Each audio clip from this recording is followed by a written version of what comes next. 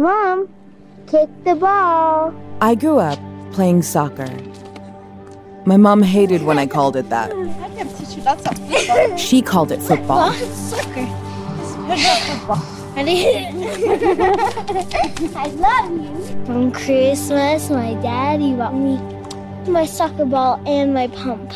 It's Christmas Day. I'm 9, and I can't get the ball past my mother. She does not care that I'm a kid. My mother played on club teams in Reno, Nevada for the past 40 years. I remember her coming home after matches when I was in middle school, telling us in Farsi that she scored a goal. Say hi to Grandma Shima. Grandma Shima. In my family, our love for soccer was constant and clear. But living in America and being from Iran, What a pretty cake. It's Cinderella. Shima, how old are you? that was more complicated. We always sang 2 birthday songs, one in English and one in Farsi. I often felt like that, split in 2. At school, I was ashamed of telling people where my family was from. It's not like I was fully aware of what was happening in the world, what the Gulf War was, the Iranian hostage crisis.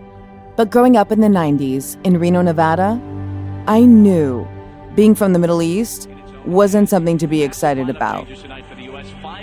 But I remember when Iran played the US in the 1998 World Cup. Suddenly, for a few hours, my family was transported. The hyphen in our identity dropped. We were fully Iranian again. 90 minutes of soccer history tonight in Lyon. That day, I was clear which side I was on. In our tiny living room, a portal had been opened, and there were no rules. When a goal was scored, whoever had the remote would flip to the Spanish channel to capture the energy of each goal. Pillows would be thrown. My brother would scream, "Shima!" We would tackle each other. But he's crazy, huh? And he's rude. We'd both be sent for periods of time to cool off in our rooms. But even my parents would be cussing and shouting and cheering. Soccer was our greatest sense of national pride, our way to beat the big guy, the US, who was so intrinsic to our exile. And then we went back to reality. I was an Iranian American girl again. When I think about all of the keepsakes my mother could have taken with her from Iran and passed down to me, the language, the history, the stories of her life, why was soccer most important to her? That question has led me to some of the most dedicated soccer fans in the world, all Iranian women. And we're going to start with the story of one girl.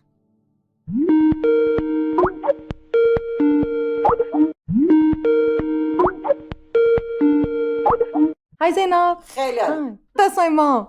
Can you say your name? Zeinab Sahafy. This tape is from the summer of 2020. I'm on Skype with Zeinab Sahafy, and my mom is translating. Zainab John, put your phone on airplane mode. Mom, Farsi. Or trying to. No, that's kind of English. Shima, it's working. We're going. You're good. I'm gonna pour myself some coffee. I'm so happy. Wait, okay, let me give you 1 minute. No, I'm good. Go ahead. I can multitask. Okay. Okay, I'm ready to go. Zeinab, my mom and I are thousands of miles away from one another the first time we meet. I'm in New York, my mom is in Reno, and Zeinab is in Turkey. It's 7 o'clock at night where she is. On my video screen, I can see Zeinab sitting on the floor, leaning against a large white wall. Over her head hangs a fluorescent light. She's wearing bright red lipstick and a bright red soccer jersey, the color of her favorite team, Persepolis. Zeinab has several piercings across her lips. The right side of her head is shaved, but the rest of her hair is so long it falls past her knees. Zeinab tells me she grew up in a religious family. They didn't own a TV, so she would go to her grandmother's house to watch games. One day, one of her uncles asks her if she wants to go see the players in person. With your mother's brother? Yes. They wouldn't be going inside the stadium to watch a game, though. In 1981, long before Zeinab was born, women and girls were banned from watching soccer games at stadiums in Iran. So her uncle would drive her to greet the national team at the airport. And they'd ride alongside their bus all the way to the national stadium, waving at the players and screaming out their window. She tells me that at 12 years old, she stood at the gate watching the men go in. She saw the excitement on all the boys' faces, painted bright colors and radiating happiness. At that moment, Zeinab knew that following the players to the stadium entrance was not enough. For the next game, she would be watching from inside the stadium. It was that desire to see a game up close, in person, that changed her life. Okay, بفرم. من خیلی خوشحالم برادرم اومد توی And the اتاق lives of so many other girls.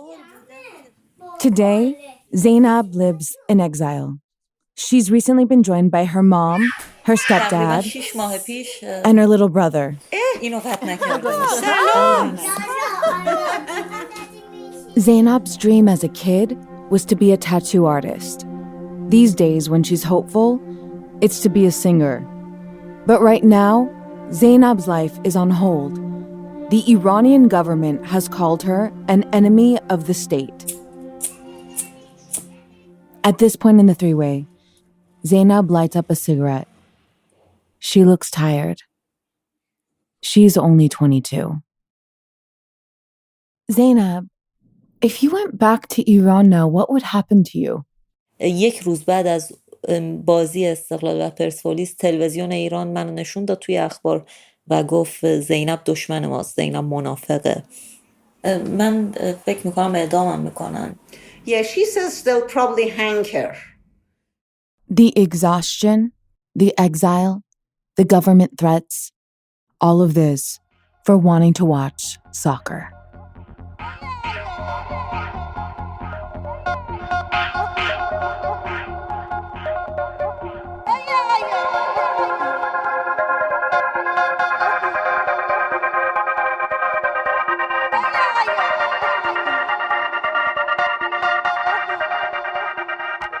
I'm Shima Oliaee from Shirazad Productions. And from 30 for 30 Podcasts, this is Pink Card, Episode 1. Red Girl.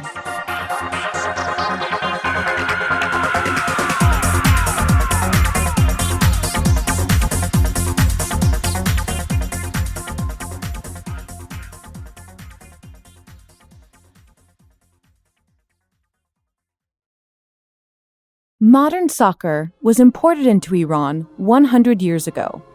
The game arrived through a port called Abadan is a teeming place where 250,000 people live, dedicated to one single proposition, the refining of 25 million tons of oil every year.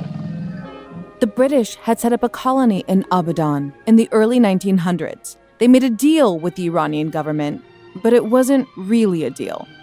Iran's corrupt elite got a small amount of bribe money and the ability to remain in power, and the UK received almost total control of Iran's abundant wealth and natural resources. Later, the Brits would be pushed out, but soccer would stay. And its popularity across Iran, the Middle East, and the world would only grow. As of today, 211 affiliated associations are members of the multi-billion-dollar institution that is FIFA. FIFA estimates that more than 5 billion people watch the World Cup. That's more than all the living Christians, Muslims, and Hindus combined. And in 2022, for the first time ever in its history, the World Cup is taking place in the Middle East, in Qatar. But 40 years ago, Iran looked set to host the first World Cup in the region, at its national stadium. When it was built in the early 70s, that stadium was the largest on the planet. It was surrounded by a rowing river, indoor volleyball courts, and an Olympic-sized swimming pool. The stands held 120,000 people. It was called Ariamer Stadium and got the nickname Bee Swarm because the stadium's design amplifies sound like a swarm of bees.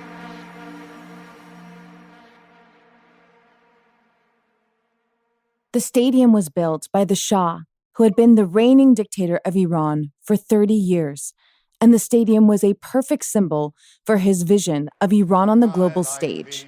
Modern, lavish, and imperial. Frank Sinatra hosted a concert there in 1975. If you can imagine, at that time, the stands were filled with women, and one of the songs he sang was The Lady is a Tramp. This is, it's my kind of town. Sinatra's presence highlighted the growing shift away from the old customs of Iran, and soccer playing, at the time, was seen as part of the country's quote-unquote modernization, right alongside women's rights. The Shah's love-hate relationship with the West would become clearer as his reign continued. The Western countries are just not used to thinking of Iran as a major world power. You're right, but they will have to cope with this development soon. But it was confusing. The Shah made guest appearances at Disneyland, riding the Matterhorn with his wife. He imported the sewing machine and other Western domestic devices. He broadcasted American TV programs like Bewitched and country westerns all across Iran. But as the Shah grew with age, he realized that these old oil contracts with Western countries were asymmetrical and unfair. In the early 1970s, because of his policies to increase oil revenue, Iran became economically very powerful. And so he became less diplomatic, started essentially standing up to the outside forces that had always tried to have a piece of Iran. The brown-eyed peoples are teaching the blue-eyed peoples something. The blue-eyed people have to wake up. Wake up to? From this torpor in which they put themselves by taking maybe too many sleeping pills. The Shah had great ambitions for Iran, but under a dictator, the people still suffered. His secret police detained, tortured, or murdered those who might threaten his rule, including his own citizens. Forces inside and outside of Iran collided. Iranian citizens, young and old, rose up and forced the Shah to flee. Women stood side by side with the men facing the military's tanks. Today, we call it the 79 Revolution. It happened just 3 years after that big Sinatra concert. Every day here now, the demonstrations and arrests go on. It exploded, and the country turned upside down. The Islamic clergy saw a moment to take advantage of an empty ruling throne. They jumped in and usurped power. I'm gonna roll myself up in a big ball and die.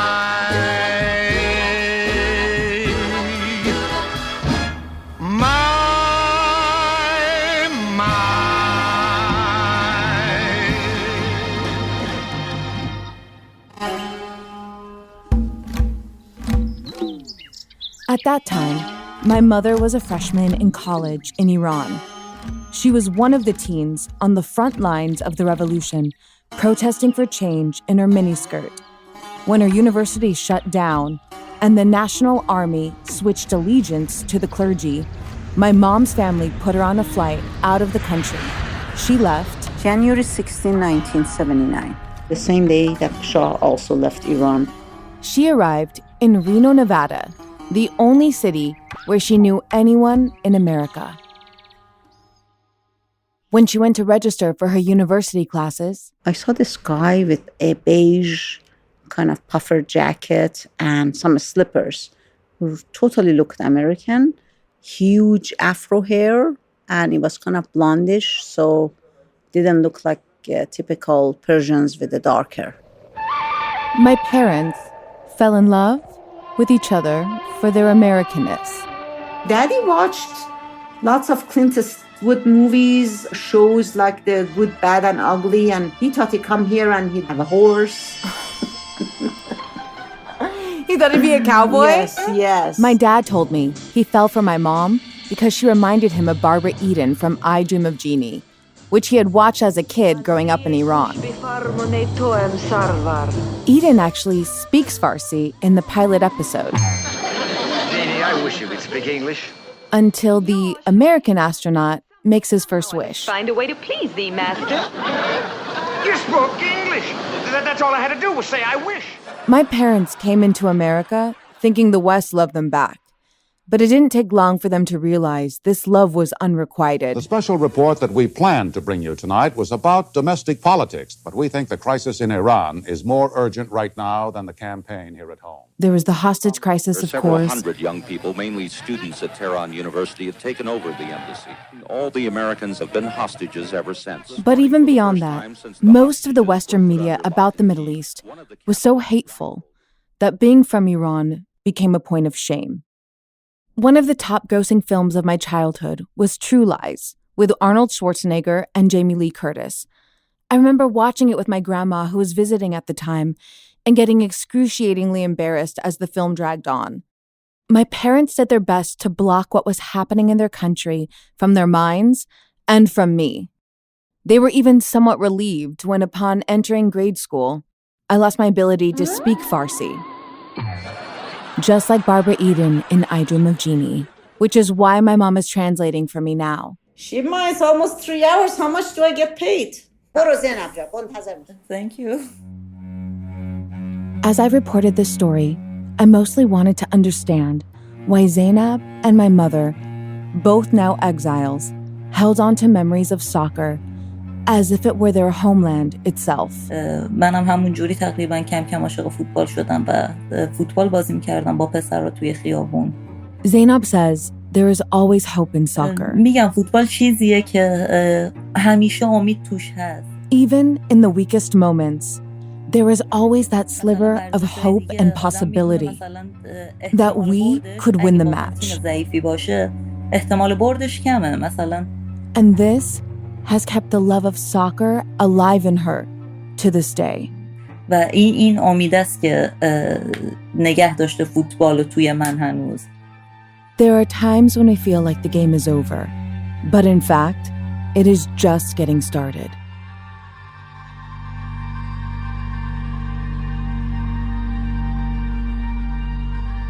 In this series, we are going to meet 3 generations of Iranian women who fought millimeter by millimeter for every bit of freedom unfolding in Iran today.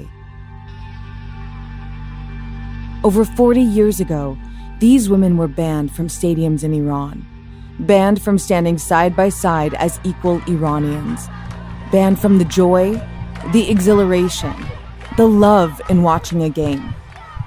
This is the story of how the women took their stadiums back.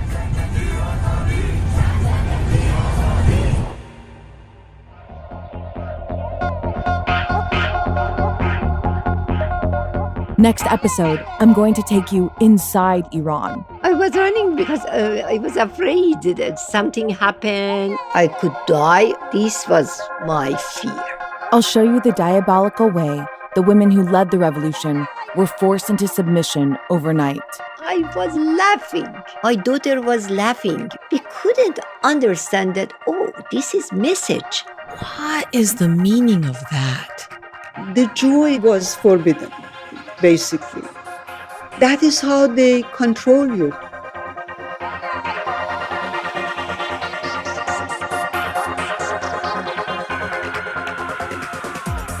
Pink Card was created and hosted by me, Shima Oliaee, and our associate producer is Homa Sarabi. Audio mixing and original music is by Ramtin Arablouei. Editing by Sarah Quevedo. Nisa Azakizadeh wrote our theme song. Megan Rapino, Sue Bird, and me, Shima Oliaee, are executive producers. Did you learn it from someone? Did you... You're doing English. Oh, ببخشید. شما چیز کردید. شما چجوری اینقدر خوب تونستید؟ Thank you to my awesome mom for translating. We had additional help from Diba Motashan. Our production coordinator is Marisa Bravo. Thank you to Nina Ansari, Mariam Shojai, Minky Warden, Hadi Gayemi, Ramin Golbang, Moya Dodd, Hucheng Chahabi, Glorivet Somoza, Melinda Romero, Jasmine Ramsey, and everyone at the Center for Human Rights in Iran. For 30 for 30 podcast, Marsha Cook is executive producer. Eve Tro is senior editorial producer. Kat Sankey is line producer, and Gus Navarro is associate producer. Licensing support from Jennifer Thorpe, and Director of Development is Adam Newhouse.